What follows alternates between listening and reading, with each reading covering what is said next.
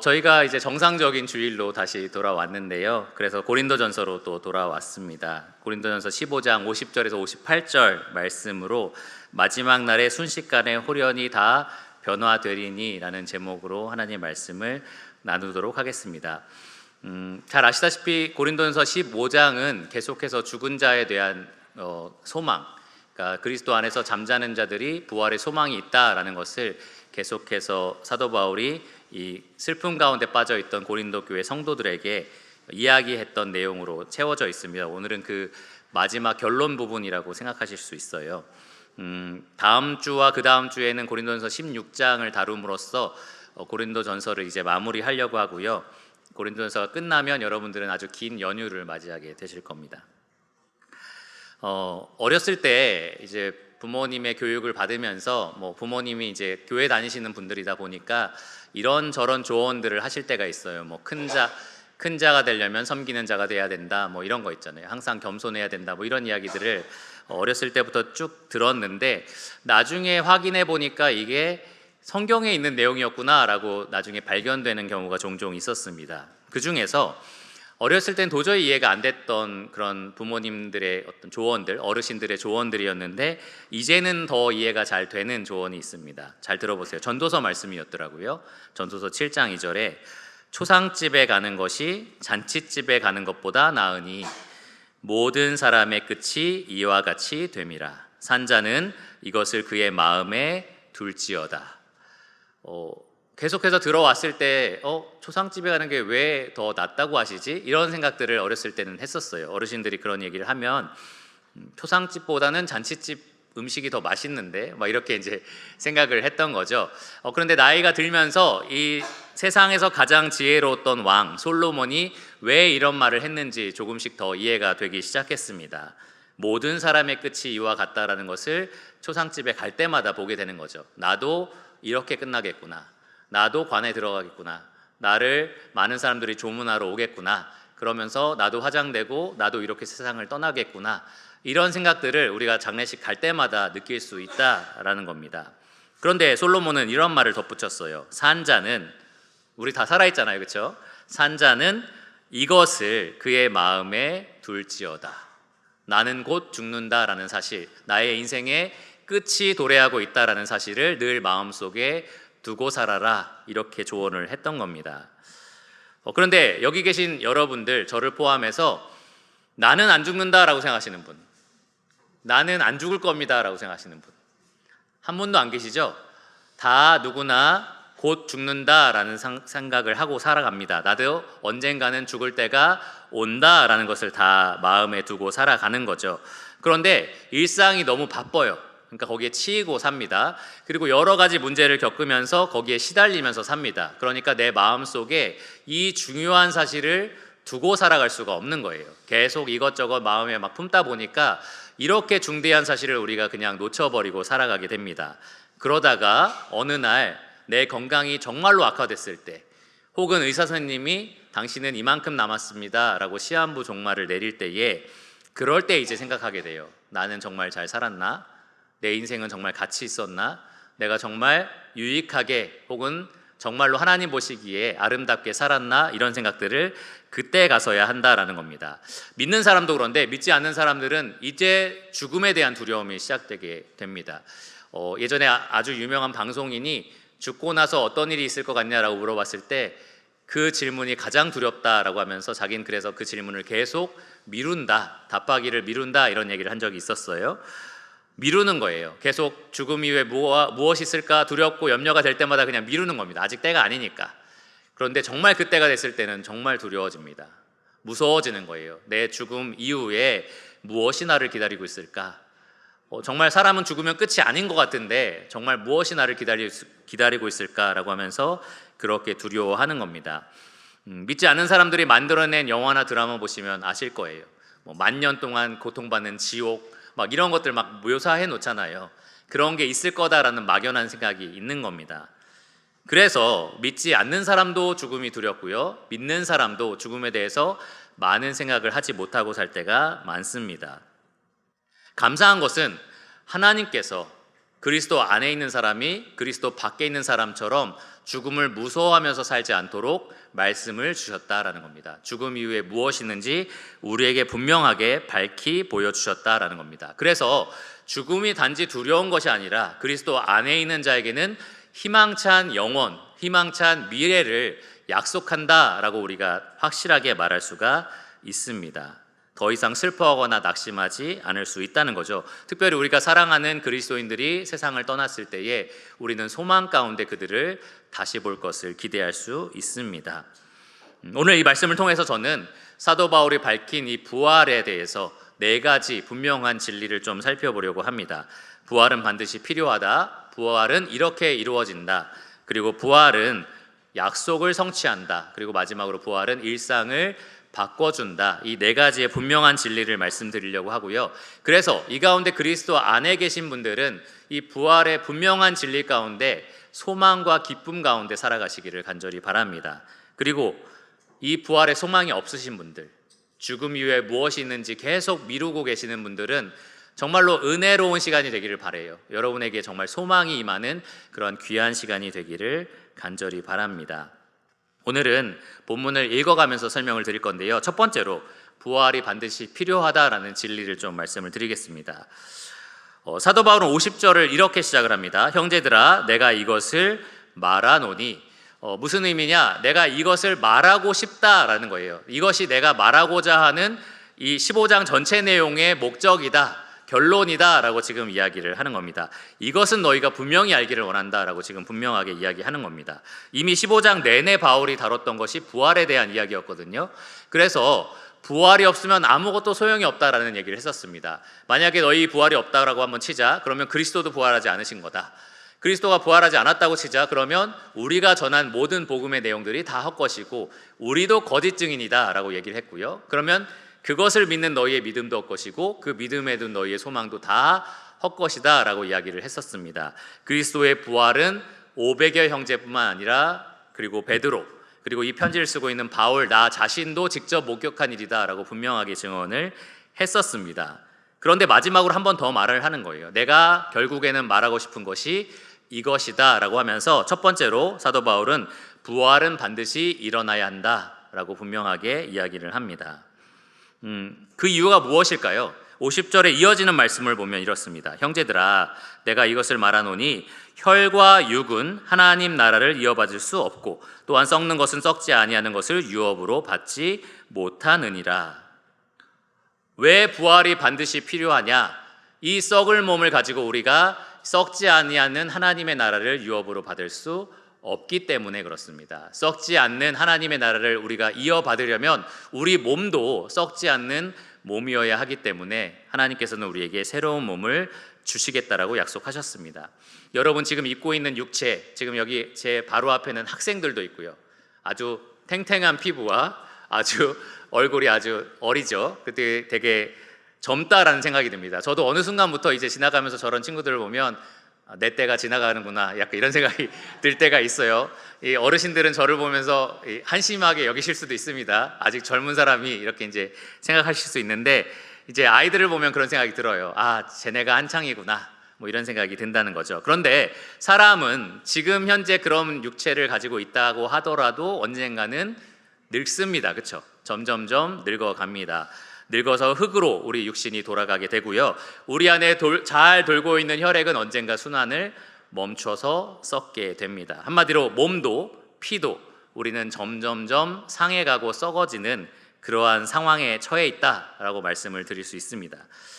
그런데 이런 몸을 가지고 우리가 썩지 않고 쇠하지 않고 더럽지 아니하는 하나님의 유업을 이어받을 수 있을까요?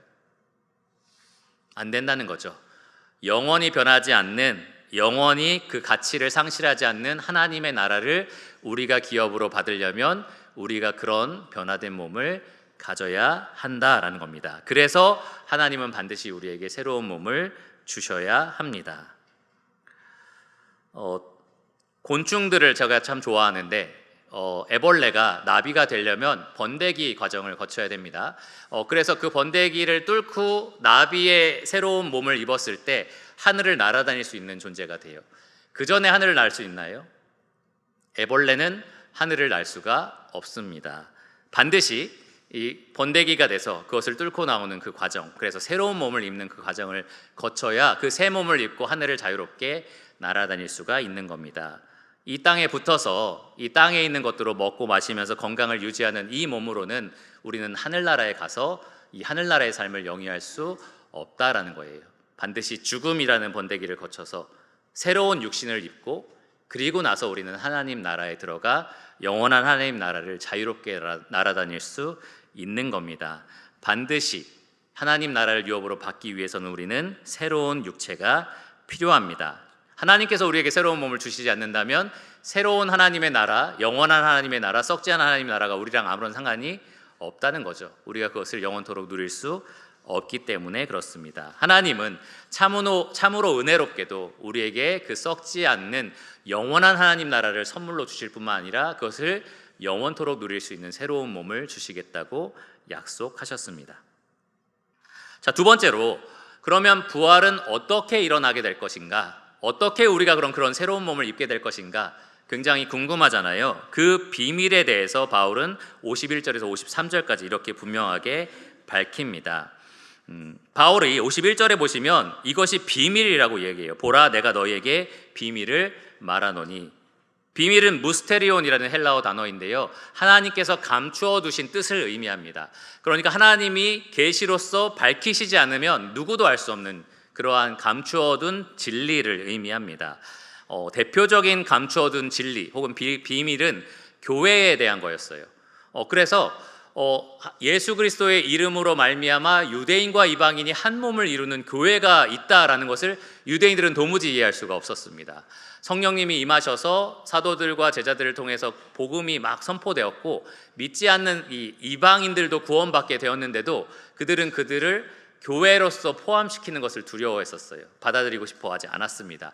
하나님께서 특별히 고넬료를 구원시켜서 그리고 이들에게도 성령님의 임하심이 있다라는 것을 직접 보여주시고 사도들과 많은 유대인들이 그러면 이들에게도 이방인에게도 구원 얻는 은혜를 주셨구나라고 인정했을 때에 그때 교회라는 비밀이 밝혀지게 된 겁니다.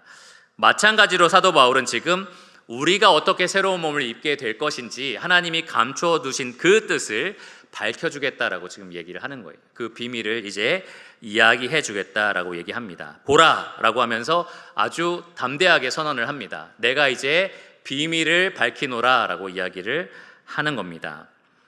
여러분 잘 아시다시피 사도 바울은 많은 비밀을 들었던 사람입니다. 하나님으로부터 많은 비밀을 직접 들었던 사람이에요. 바울은 셋째 하늘에 올라갔었죠.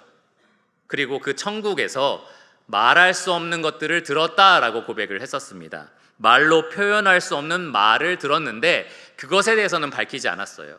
그러나 이 새로운 몸을 입게 될 것에 대한 비밀, 부활에 대한 비밀은 이 고린도 성도들에게 풀어놓은 겁니다. 51절에서 53절까지 그 비밀이 이렇게 밝혀지고 있습니다. 우리가 다 잠잘 것이 아니요 마지막 나팔의 순식간에 호련히 다 변화되리니 나팔 소리가 나매 죽은 자들이 썩지 아니할 것으로 다시 살아나고 우리도 변화되리라. 이 썩을 것이 반드시 썩지 아니할 것을 입겠고 이 죽을 것이 죽지 아니함을 입으리로다. 이것이 하나님께서 바울에게 계시하신 비밀입니다. 우리가 어떻게 새 몸을 입게 될 것인지에 대한 비밀입니다. 먼저 잠자는 것에 대해서 이야기를 하는데 여기 계신 대부분의 성도님들이 이것이 죽은 것이다 라는 것을 다 이해하고 계실 겁니다. 그리스도 안에서 잠잔다 라는 표현이 결국에는 그리스도를 믿고 죽었다 라는 것을 의미하기 때문에 그래요. 고린도전서 11장 30절과 15장 말씀들을 보시면 사도 바울은 특별히 이 고린도전서 안에서 잠잔다 라는 표현을 그리스도 안에서 죽은 사람을 가리킬 때 사용을 했었습니다. 왜 그럴까요? 왜 그리스도인들은 잠잔다 라는 이런 표현을 썼을까요? 지금도 그렇지만 이 당시 사람들은 죽음을 굉장히 두려운 과정이라고 생각했습니다. 죽음 자체도 고통스럽지만 죽음 그 이후에 도대체 무엇이 있는지 알 수 없는 거죠. 그러니까 이 고대 시대 사람들도 죽음 이후에 많은 처벌과 심판이 있다는 것을 믿고 살았거든요. 그렇기 때문에 죽음을 굉장히 두려워했었습니다. 죽음은 절대로 잠자는 것이 될 수 없었어요. 죽음은 알 수 없는 정말로 끔찍한 곳으로 끌려가는 그러한 과정이었습니다. 그런데 사도 바울은 그리스도인의 죽음은 그렇지 않다라고 이야기를 하는 겁니다. 마치 우리가 밤에 자면 눈을 잠깐 감고 그리고 뜨면 어떻게 되죠? 새로운 날이 시작이 됩니다. 새로운 아침이 시작되고 새로운 날이 시작이 돼요. 그런 것처럼 그리스도인에게 있어서 죽음이라는 것은 잠깐 죽음이라는 그 찰나의 이 과정만 거치면 완전히 새로운 영원한 생명을 누릴 수 있는 그러한 잠자기와 같다라고 사도 바울이 이야기를 하는 겁니다. 그런데 우리가 다 잠잘 것이 아니요 라고 이야기를 했어요. 마지막 나팔 소리가 울려 퍼질 때에 다 잠자는 것은 아니다. 그러니까 다 죽어 있을 것은 아니다 라고 사도 바울이 지금 이야기를 한 겁니다. 살아있는 성도가 있을 거다라고 얘기를 한 거죠.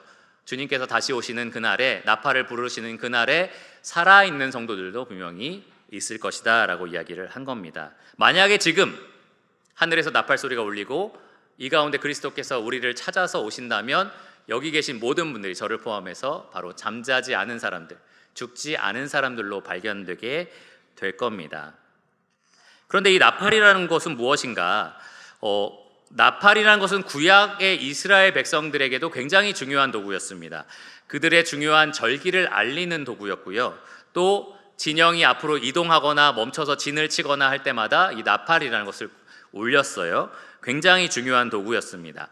그런데 나팔을 사람들이 만들어서 울릴 때도 있었지만 하나님이 직접 하늘에서 나팔을 부르실 때가 있었습니다. 천사들을 통해서 나팔을 부르실 때가 있었어요. 출애굽기 19장 16절에 보시면 여호와의 산 호렙산에 하나님께서 친히 강림하실 때에 이 산에 구름이 빽빽했었고 하늘로부터 나팔 소리가 울려 퍼졌다라고 기록이 되어 있습니다.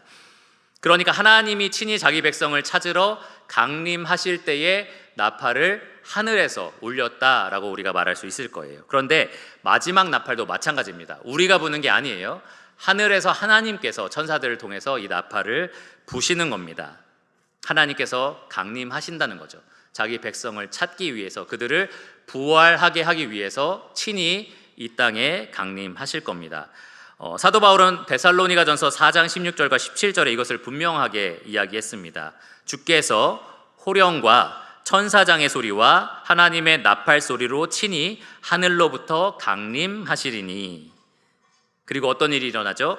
그리스도 안에서 죽은 자들이 먼저 일어나고 그 후에 우리 살아남은 자들도 그들과 함께 구름 속으로 끌어올려 공중에서 주를 영접하게 하시리니 그리하여 우리가 항상 주와 함께 있으리라.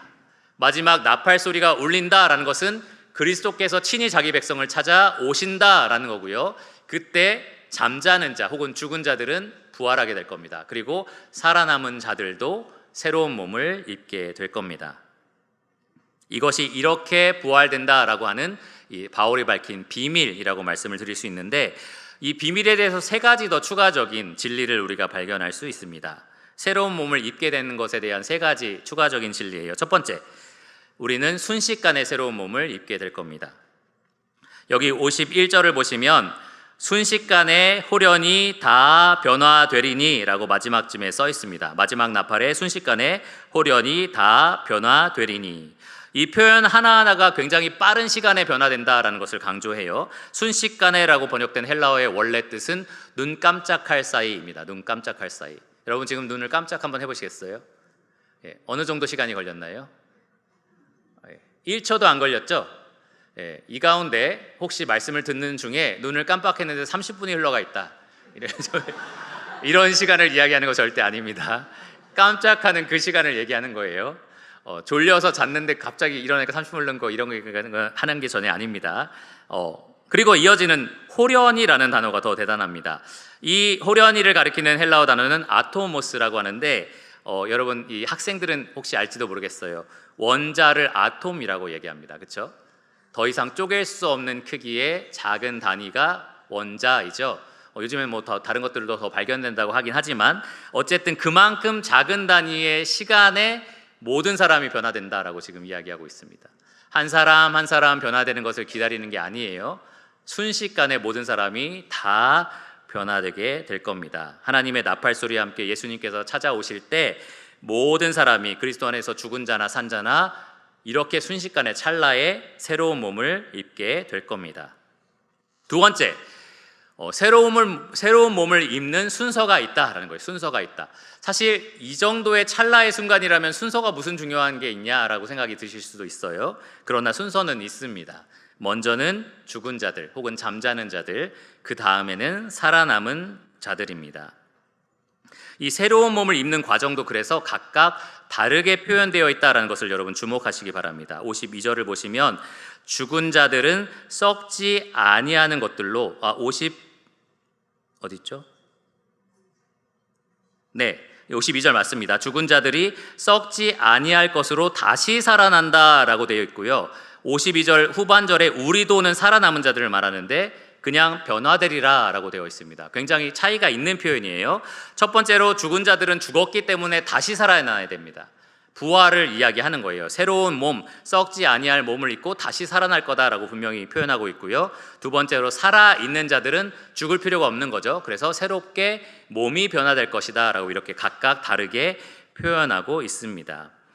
먼저 죽은 자들이 변화된다라는 이야기를 왜 했을까? 이렇게 순간의 찰나에 다 변화됐는데 라는 생각이 드실 수 있는데, 지금 이 고린도 성도들이 왜 애통이 여기고 왜 낙심하고 있었느냐?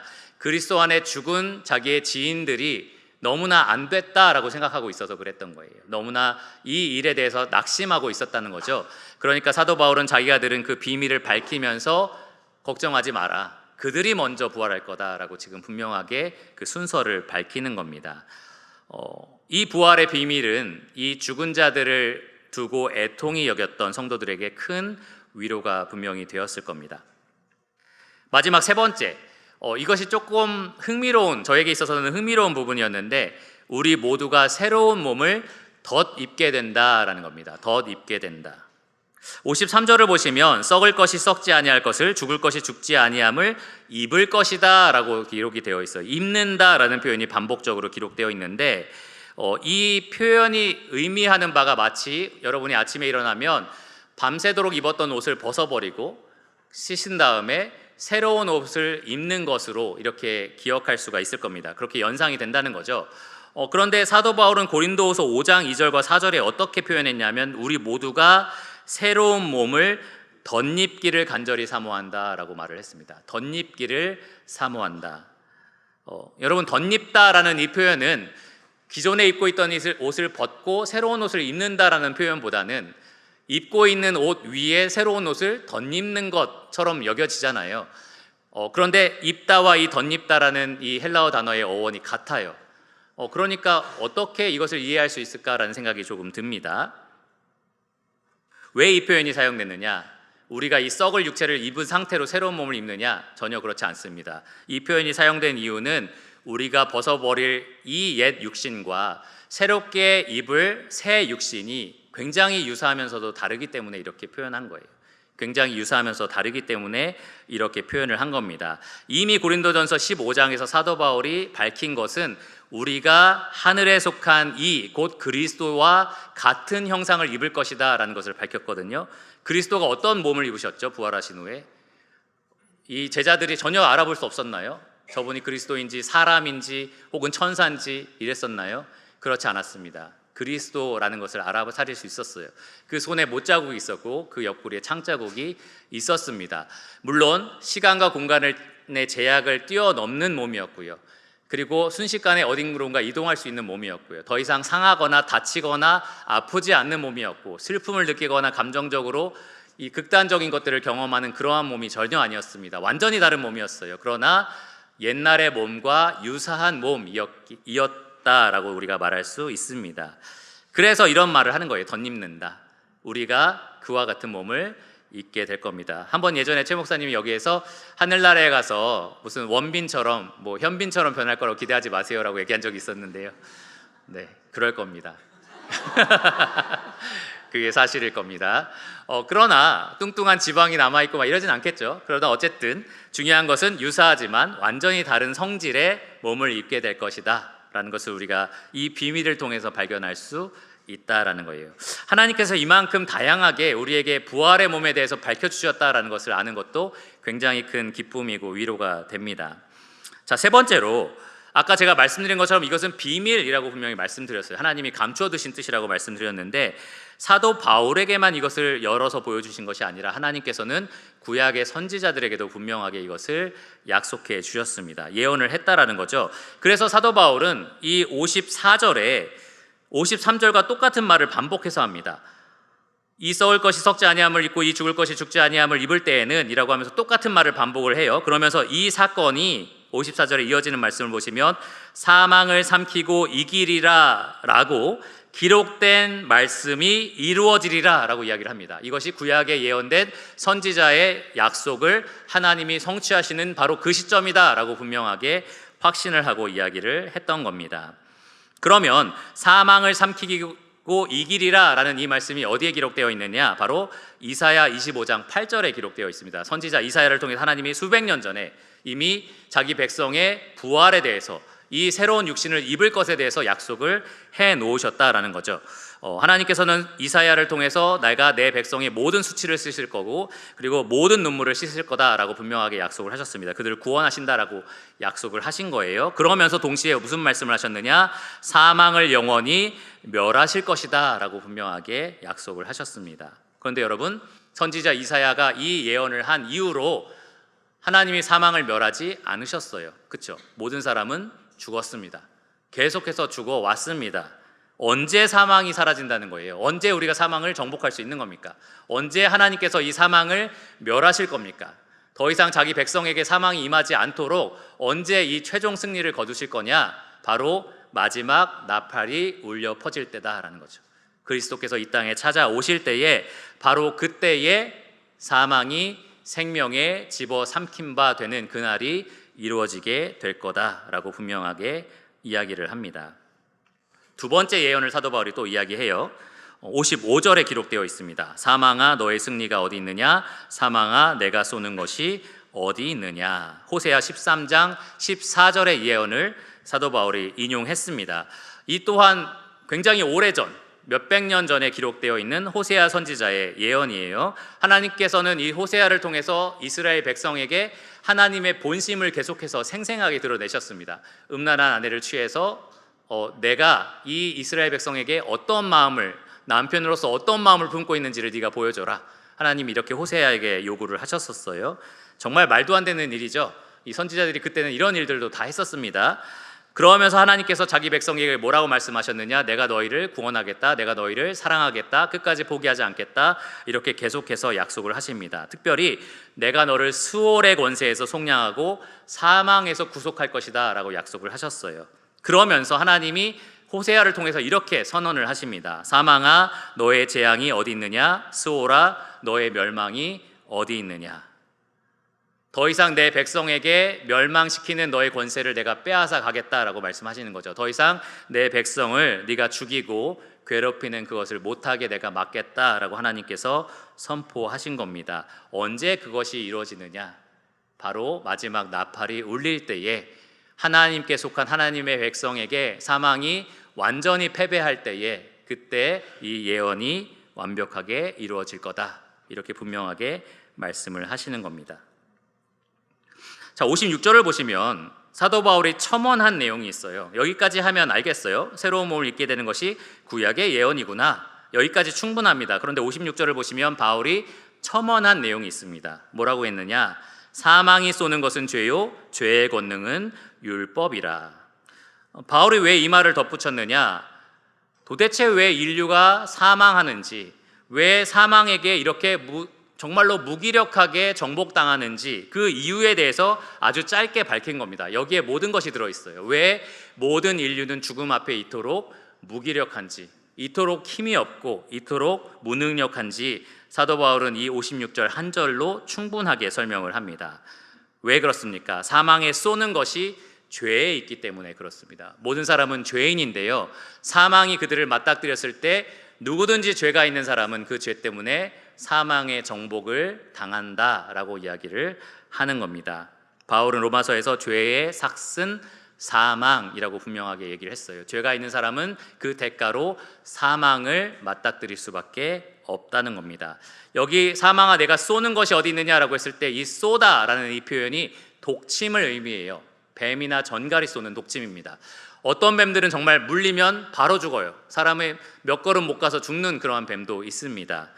그러한 독침이 사망에게 있다는 거예요. 모든 사람은 살다가 보면 어느 날 이 사망을 만나게 되는데 죄가 있으면, 죄가 그 쏘는 것이기 때문에 그 죄가 있으면 사망의 이 독침에 당해서 죽음을 맞이하게 된다라는 겁니다. 단지 죽는 게 끝이 아닙니다. 죽음 이후에는 영원한 심판과 멸망이 기다리고 있습니다. 그 죄값을 영원토록 치러야 하는 그러한 심판과 저주가 임하게 된다라는 거예요. 근데 하나님은 은혜롭게도 우리에게 율법을 주셨습니다. 구약 시대의 성도들에게 율법을 주셨고요.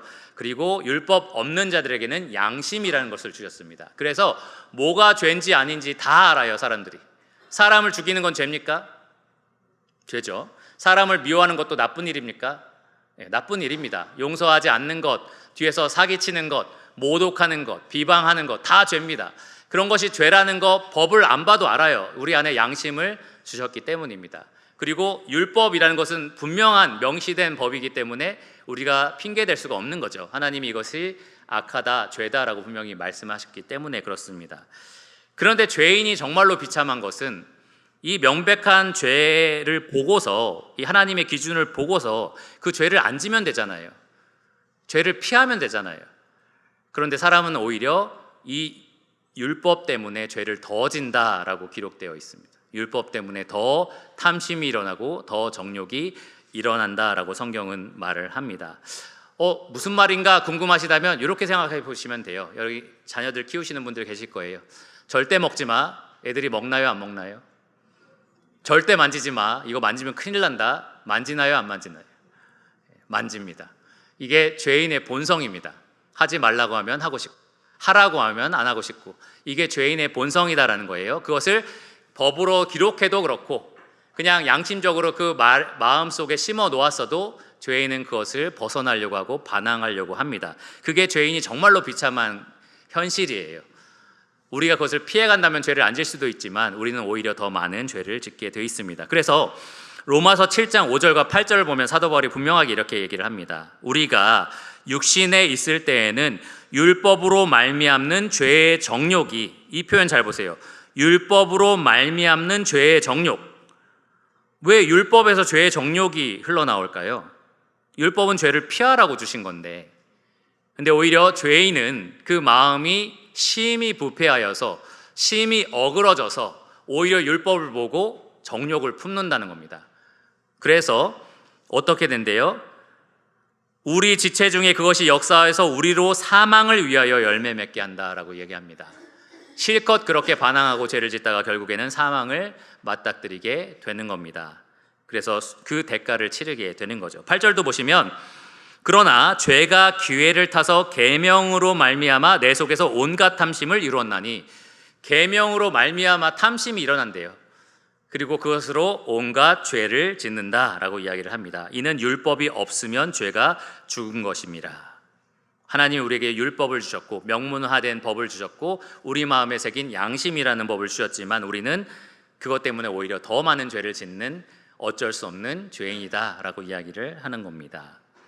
그래서 여러분, 죄인은 절대로 사망을 피할 수가 없습니다. 자기가 죄를 지었기 때문에 그렇고요. 하나님이 법을 주셨지만 그 법을 지켜낼 수 있는 능력도 없습니다. 그래서 절대로 사망을 피할 수가 없는 겁니다. 뭐가 옳은지도 알아요. 내 안에 양심도 있습니다. 그러나 그것에 따를 수 있는 능력이, 그리고 그렇게 원하는 마음도 없는 겁니다. 그게 죄인이 비참하다라는 겁니다. 그렇게 실컷 죄를 짓고 살다가, 하나님이 미워하시는 죄를 실컷 짓고 살다가 결국에 사망을 만나게 되고요. 사망이 쏘는 독침에 맞아서 결국에는 죽음에 정복당하게 되는 겁니다. 그리고 율법이 정한 바대로 영원토록 심판을 받는 저주 아래 처하게 되는 겁니다. 죄인은 죽음을 절대로 이길 수가 없습니다. 죄인은 절대로 사망을 비껴나갈 수가 없는 겁니다. 그래서 이 가운데 계신 아직 그리스도 밖에 계신 분들에게 제가 호소를 하는 거예요. 오직 그리스도 안에서만 승리가 있다. 오직 그리스도 안에서만 여러분들이 사망을 맞닥뜨릴 수 있는 겁니다. 담대하게 사망에게 외칠 수가 있는 거예요. 나는 너를 이겼다. 예수님 안에 있기 때문에 나는 너를 이긴다 라고 말하려면 여러분 반드시 그리스도 안으로 들어오셔야 합니다. 어제 샘물 호스피스 병원에서 일하는 두 간호사의 결혼식이 있었죠. 호스피스 병동에서 일하는 분들은 매일매일이 천국 환송 예배가 있다라고 얘기를 해요. 매일매일 천국으로 가는 사람들이 있는 겁니다. 하나님 모르는 사람들은 죽음을 두려워하고 입으로 욕도 하고 막 두려워서 막 발버둥 치고 한다고 해요. 그런데 하나님을 아는 사람들은 기쁨으로 내가 아버지 집에 갑니다, 이제 천국으로 갑니다, 함께 찬양을 부르면서 이 환송 예배에 참여한다라고 이야기를 합니다. 매일매일 이것을 목격하는 사람들이 얘기해 주는 거예요. 죽음을 그 마음에 새길 수 있는 사람들인 거죠. 이런 사람들이 말하기를 정말로 그리스도 안에 있는 사람들은 이러한 승리감에 젖어 있고 그리스도 밖에 있는 사람은 두려움에 떤다라고 이야기를 하는 겁니다. 그러니까 여러분 그리스도 안으로 들어오시기를 바랍니다. 그리스도를 믿고 여러분 사망을 이기시기를 바랍니다. 자, 예수 그리스도 안에 있는 사람들은 어떻게 사망에 대해 이렇게 담대함을 가질 수 있느냐? 57절에 사도 바울이 이렇게 노래를 합니다. 우리 주 예수 그리스도로 말미암아 우리에게 승리를 주시는 하나님께 감사하노니. 우리에게 승리를 하나님이 주셨대요. 사망을 이기는 승리를 하나님이 주셨다는 겁니다. 어떻게요? 예수 그리스도로 말미암아, 우리가 주라고 부르는, 주라고 시인한 그 예수 그리스도를 믿음으로 말미암아 우리에게 하나님이 승리를 주셨다고 말씀하시는 겁니다. 그리스도께서 믿는 모든 사람을 위하여 십자가에서 그들의 죄를 다 씻으셨습니다. 그리스도께서 믿는 모든 사람들에게 요구된 율법의 요구, 그 완벽한 의로움을 대신 성취하셨습니다. 그리스도께서 무덤에서 부활하심으로써 잠자는 자들의 첫 열매가 되셔서 누구든지 그를 믿는 자는 그분처럼 죽음에서 부활할 수 있다라는 소망을 갖게 하셨습니다. 그래서 우리가 승리감을 얻을 수 있는 거예요. 승리했다라고 말할 수가 있는 겁니다. 예수님은 요한복음 11장 25절에서 26절에 이렇게 분명히 말씀하셨습니다. 나는 부활이요 생명이니 나를 믿는 자는 죽어도 살겠고 무릇 살아서 나를 믿는 자는 영원히 죽지 아니하리니. 예수님을 믿는 자는 죽음을 두려워하지 않습니다. 죽어도 살겠고 그리고 살아있다면 변화된 몸을 입기 때문에 그렇습니다. 우리는 영원토록 살 사람이 되었습니다. 죽음에 절대로 정복당하지 않는 사람들이 되었습니다. 그래서 믿음으로 주님을 주님이라고 믿고 따르는 사람들은, 시인하는 사람들은 절대로 사망을 두려워하지 않습니다. 물론 고통스러운 거를 염려할 수는 있어요. 저도 고통을 되게 싫어하거든요. 한 번은 말씀드렸던 것 같은데 치과에서 자기 속에서 뭐 이름, 나이, 체중 뭐 이런 거 썼는데 마지막에 저희가 꼭 알아야 할 정보를 적어주십시오. 뭐 그동안 알았던 병이라든지 이런 걸 쓰라는 거겠죠. 거기에 저는 치과를 지독히 무서워합니다 이렇게 썼거든요. 근데 한번 간호사분들이 딱 보시더니 한번 저를 계속 쳐다보시더라고요. 정말 고통 싫어합니다. 정말 아픈 거 싫어해요. 이 죽음의 고통 좋아하는 사람 아무도 없을 겁니다. 그런데 그 찰나의 고통은 아무것도 아니잖아요. 죽음 그 이후에 영원한 운명이 어떻게 되느냐가 정말로 중요합니다. 우리가 사망을 이길 자들이 되었기 때문에 우리는 죽음을 절대로 두려워하지 않습니다. 사망은 여러분들을 정복할 수가 없어요. 왜냐하면 여러분이 믿는 그리스도께서 여러분 대신 사망을 정복하셨기 때문에 그렇습니다. 여러분에게 승리와 생명을 주시는 분이 바로 여러분이 주라고 믿는 바로 그리스도이시기 때문에 그렇습니다. 그래서 우리는 이 말씀에 기록된 것처럼 사망아 네가 쏘는 것이 어디 있느냐, 너의 재앙이 어디 있느냐라고 분명하게 말할 수가 있습니다. 아무것도 아니라는 거죠. 이걸 통과하면 나는 예수님을 만난다라고 말할 수가 있는 겁니다. 바울처럼 그렇게 고백할 수 있어요. 그런즉 살아도 죽어도 우리가 주를 위해서 살고 죽는다. 사는 것이 그리스도니 죽음도 오히려 유익하다. 내가 정말 원하는 것이 있는데 차라리 이 몸을 떠나서 주와 함께 있는 그것이라. 사망이 아무것도 아닌 거죠. 통과하면 난 더 좋은 게 기다리고 있는 사람이에요. 그래서 우리가 죽음을 두려워하지 않고 오히려 소망 가운데 살아갈 수가 있는 겁니다. 자, 마지막으로 이러한 소망을 가지고 있다면 우리에게 어떤 변화가 찾아올까요? 부활은 일상을 분명히 바꿔줍니다. 부활의 소망은 마지막 나팔이 울릴 때 우리에게 새로운 몸을 약속하고 있고요. 그리고 우리가 사망이라는 것을 만났을 때에 담대함을 허락해 줍니다. 그러면 마지막 나팔 불 때라든지 죽을 때 말고는 부활은 우리에게 아무런 영향을 끼치지 않느냐? 그렇지 않아요. 매일의 삶을 변화시키는 게 바로 이 부활의 진리입니다. 부활은 우리의 일상을 급진적으로 변화시켜야 합니다. 그래서 마지막 58절이 그러므로라고 시작을 해요. 그러므로. 지금까지 내가 설명한 이 모든 것의 결과물로서 58절의 삶이 너희에게 이루어져야 한다라고 이야기를 하는 겁니다. 58절을 제가 읽겠습니다. 그러므로 내 사랑하는 형제들아 견실하며 흔들리지 말고 항상 주의 일에 더욱 힘쓰는 자들이 되라. 이는 너희 수고가 주 안에서 헛되지 않은 줄 알미라. 이 마지막 권면에 앞서서 바울이 성도들을 뭐라고 부르죠? 내 사랑하는 형제 자매들아 라고 이야기합니다. 헬라어에서 형제들아 라고 되어 있는 부분은 대부분 자매들을 포함합니다. 그래서 내 사랑하는 형제 자매들아 혹은 성도들아 라고 번역할 수 있어요. 왜 이 말을 하느냐? 내가 지금 15장에 내내 너희를 타이르기도 했고 깨우치기도 했고 막 징계하기도 했고 막 훈계하기도 하고 책망도 하고 막 이렇게 했지만 결과적으로 내가 정말 바라는 것은 너희를 사랑하는 마음으로 이것을 했다라고 이야기하는 겁니다. 정말 너희가 이 부활의 소망 가운데 기쁨으로 살아가고자 하는 것이 나의 순수한 동기다라고 밝히는 거예요. 너희가 정말 부활의 능력으로 살았으면 좋겠고 사망을 이긴 자로서 매일매일 살았으면 좋겠다라고 지금 그 동기를 분명하게 밝히는 겁니다. 그리고 나서 두 가지 실질적으로 일상을 바꾸는 원리를 이야기합니다. 첫 번째, 주님을 견고하게 붙들어라 라고 이야기를 해요. 견실하며 흔들리지 말고 견실하고 흔들리지 말라 라고 이야기를 했어요. 견실하다라는 단어는 긍정적인 표현이죠. 그리고 흔들리지 말라라는 것은 부정적인 표현입니다. 둘 다 함께 무엇을 의미하냐면 기본적으로 앉아있다라는 헬라어 단어를 사용을 했거든요. 그래서 앉아있는 것을 말합니다. 여러분, 제가 지금 서서 설교하고 있죠. 그러다 보니까 다리를 이쪽으로 바꿨다가 이쪽으로 바꿨다가 합니다. 꿈쩍 안 하고 있는 것이 앉아있는 것보다는 더 힘들다라는 얘기예요. 여러분, 앉아있는 거 저보다 훨씬 더 편한 겁니다. 그래서 설교 들을 때 이거 좀 감안하고 들으세요. 어쨌든 중요한 것은 여러분 앉아있다는 겁니다. 앉아있으면 훨씬 더 안 움직이게 돼요. 훨씬 더 견고하게 됩니다. 자세가 더 굳어있게 된다라는 거죠. 그런데 이 견실하다보다 흔들리지 않다라는 이 단어가 훨씬 더 강한 단어인데 꿈쩍도 하지 않다라는 의미가 여기에 담겨 있습니다. 이 두 가지 표현을 통해서 바울은 무엇을 말하느냐? 부활의 소망을 너희가 가지고 있다면 그분께 둔 믿음이 절대로 흔들리지 말아야 한다라고 얘기를 하는 겁니다. 그분께 둔 소망을, 그분께 둔 희망을, 믿음을 절대로 다른 곳으로 옮기지 말라라고 이야기를 하는 거예요. 여러분, 그리스도인으로서 세상을 살다 보면 우리가 곁눈질하게 하는 것들이 굉장히 많습니다. 저 세상에 있는 많은 보아들이 더 믿음직해 보이고 저 세상에 있는 유명한 사람들의 말들이 더 믿음직해 보입니다.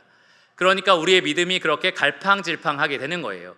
나 자신을 믿고 싶을 때도 있고요, 타인을 믿고 싶을 때도 있고 세상을 믿고 싶을 때도 있는 겁니다. 세상에서 성공하고 잘된 사람들 보면 그들이 무엇을 따르는지 궁금하죠. 귀를 기울이고 싶기도 한 겁니다.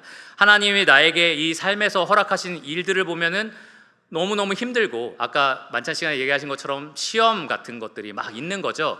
그러니까 이 상황에서 나는 뭘 의지해야 될까, 무엇을 붙들어야 될까 하고 하면서 마음이 계속해서 흔들리고 요동치게 되는 겁니다. 그런데 여러분, 세상에 존재하는 모든 사람이 사망 앞에 무기력하다는 것을 기억하셔야 됩니다. 그들은 사망을 이길 수 없습니다. 세상에 존재하는 모든 금은 보화나 명예나 모든 것들이 죽음 앞에서는 모두 다 빛을 잃어버리고 다 사라져 버릴 것들이라는 것을 기억하셔야 됩니다. 누가 사망을 이길 수 있습니까? 누가 사망을 정복할 수 있습니까? 오직 하나님 한 분뿐이십니다. 왜 그분께 둔 믿음을 죽음 앞에 무기력한 사람이나 대상에게 두려고 하시냐라는 거죠. 오직 견실하고 흔들리지 않게 그 믿음을 이 하나님께만 두시기를 바랍니다. 절대로 하나님 외에 다른 것들을 의지하지 마시기 바랍니다. 두 번째, 주님을 더욱 섬기게 한다라는 겁니다. 주님을 더욱 섬겨라. 항상 주의 일에 더욱 힘쓰는 자들이 되라. 이렇게 명령하고 있습니다. 자, 우리가 주님의 일에 더욱 항상 힘써야 되는 이유가 두 가지 있습니다. 첫 번째 이유는 이 말씀에 기록된 것처럼 58절이죠. 이는 너희 수고가 주 안에서 헛되지 않은 줄 알미라. 주님께서 모든 것을 아시고 보상하실 것이기 때문이고요. 두 번째 이유는 여러분에게 얼만큼의 삶이 주어졌는지 아무도 모르기 때문에 그렇습니다. 여러분이 얼만큼 이 땅에서 살아갈 수 있을지 아무도 모릅니다. 만약에 우리가 죽고 나서 영원한 삶이 우리에게 주어진다고 하고 그 영원한 삶에 우리에게 어떤 보상이 이루어질지에 대해서는 유한한 이 땅에서 우리가 어떻게 살아가는지에 걸려 있다라고 할 때에 여러분이 유한한 이 땅에서의 삶을 어떻게 사는 것이 남는 삶이 되는 겁니까? 영원히 남는 삶이겠죠. 영원한 삶에서 더 가치 있게 기록되는 그런 것들이겠죠. 그래서 그렇게 살라고 지금 말을 하고 있는 겁니다. 이 땅에서 주어진 그 시간만큼 정말로 영원한 삶을 계산하는 그 삶으로 살아가라라고 이야기를 하는 겁니다. 그런데 간혹 제 주위에서 이렇게 말씀하시는 분들이 있어요. 나는 정말로 그동안 너무너무 열심히 하나님을 위해서 살아왔고 교회를 위해서 헌신해 왔기 때문에 지금은 좀 그렇게 안 살고 싶다. 지금은 나나 가족을 위해서 살아가고 싶다. 이렇게 말씀하시는 분이 있다는 거죠. 여러분, 그렇게 절대 생각할 수 없습니다. 왜 그렇습니까? 하나님께서 이렇게 말씀하실 수 있어요. 오늘 밤에 내가 네 영혼을 도로 찾을 건데 그러면 지금까지 네가 산 것이 어떻게 되겠느냐라고 물어보시는 거죠. 여러분, 잠깐 그렇게 살다가 다시 주님을 위해서 살 거예요? 다시 교회를 위해서 살 거예요? 그 기회가 주어지지 않을 수 있다라는 겁니다. 우리는 지금이라도 당장 마지막 나팔이 울릴 것이다 라고 생각하면서 살아가야 한다라는 거예요. 그래서 이 명령이 의미가 있는 겁니다. 항상 힘쓰라, 더욱 힘쓰라. 언제 기회가 주어질지 모르니까 지금 항상 힘쓰고 그리고 더욱 최선을 다해서 노력하라는 겁니다. 지금 기회가 있을 때에, 그럴 때에 하나님을 위해서 주의 일에 더 힘쓰라라는 겁니다. 그러니까 여러분, 오늘 하루를 살아가실 때에 나의 이 말이, 나의 이 행동이, 나의 이 섬김이, 나의 이 봉사가 주님 나라에 갔을 때에 정말 가치 있다라고 판단이 될 것인지를 한번 돌아보시기를 바랍니다. 점검하시라는 거예요. 정말 나의 오늘 이 하루가, 여러분 주무실 때 한번 생각해 보세요. 나의 오늘 이 하루가 하나님 나라에 갔을 때 가치 있는 삶이었을까? 내가 지금 이렇게 하려고 하는 이 모든 노력들이, 모든 시도들이 정말 주님께서 보실 때에 잘했다, 정말 충성됐다라고 말할 수 있는 일일까? 그것을 한번 생각해 보시고 그렇게 살아가시기를 바랍니다. 고린도전서 3장에 보시면 바울이 묘사한 장면이 있어요. 우리가 한 모든 일과 모든 말들에 대한 공적이 하나님 나라에 올려지게 될 건데 하나님께서 불을 태우신다는 거예요. 그리고 그리스도를 위한 것만 남는다라고 되어 있습니다. 그리스도를 위한 것만 남는다. 제가 가끔 아내랑 살면서 아내가 뭐 이렇게 시간을 약간 허비했다고 말하면 제가 농담으로 다 불타버릴 시간을 보냈네 막 이렇게 이제 얘기할 때가 있는데 저도 그럴 때가 많고요. 우리들이 그럴 때가 많습니다. 그런데 여러분, 더 우리가 정진해서 힘쓰기를 원합니다. 언제 마지막 나팔이 울릴지 모른다라는 생각을 가지고 불타서 부끄러움만 남는 그러한 삶을 사는 것이 아니라 불타도 온전히 살아남은 그러한 정결한 믿음과 헌신과 사랑으로 매일매일 헌신적으로 주님을 섬기기를 원합니다. 자, 마지막으로 결론적으로 말씀을 드리겠습니다. 최근에 왕의 왕, 왕중왕 뭐 이런 영화가 있었어요. 제목이 잘 기억이 안 나는데 찰스 디킨스라는 사람이 쓴 이 원작을 바탕으로 쓴 이 만든 영화, 만화 영화였습니다. 제가 칼럼을 쓴 것도 있는데요. 나중에 읽어보시면 좋을 것 같아요.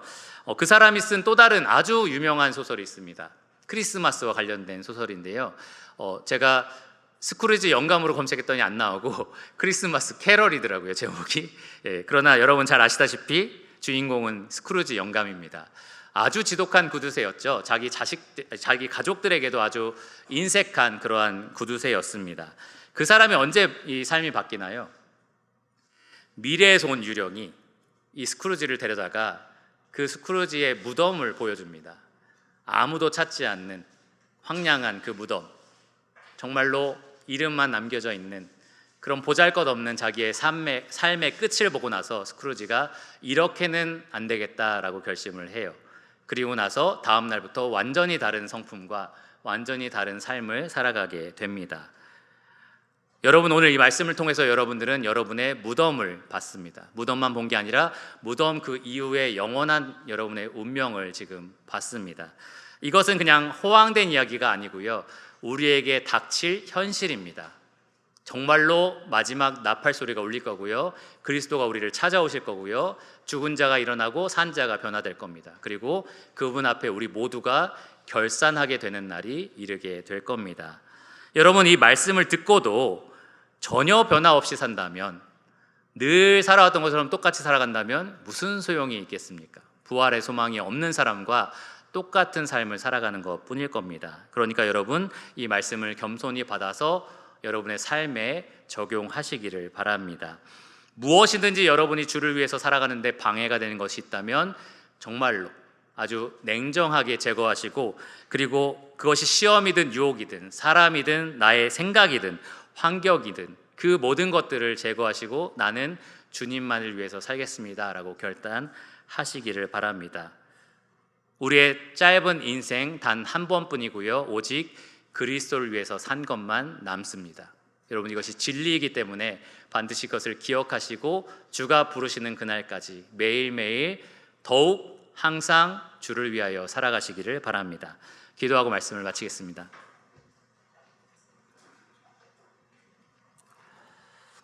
하나님 감사합니다. 오늘 주신 이 말씀에 정말로 감사를 드립니다. 우리가 이 말씀 없이 이 세상을 살아갈 때에 얼마나 이 세상이 속삭이는 것들에 귀가 간지럽고, 또 우리의 삶의 중심에 우리의 삶의 끝을 생각하는 것이 아니라 얼마나 우리가 이 세상에 쉽게 사라져버릴 염려와 근심과 잡다한 생각들로 우리 마음을 가득 채우는지 모릅니다. 하나님, 우리 말씀으로 깨우쳐 주신 이 교훈에 따라서 우리가 마지막 나팔을 기다리며 살아갈 수 있게 하여 주시기를 원합니다. 우리가 죽으면 끝나는 그러한 인생과 짐승과 같은 그러한 삶을 사는 것이 아니라 죽고 나서 영원한 생명을 이어받을 새로운 몸을 입고 주님과 함께 더불어 살 그러한 존재들로서 희망 가운데 살게 하여 주시고, 그 희망을 가지고 매일매일을 정말로 헌신적으로 주를 위해서 살아갈 수 있도록 주님 도와주시기를 원합니다.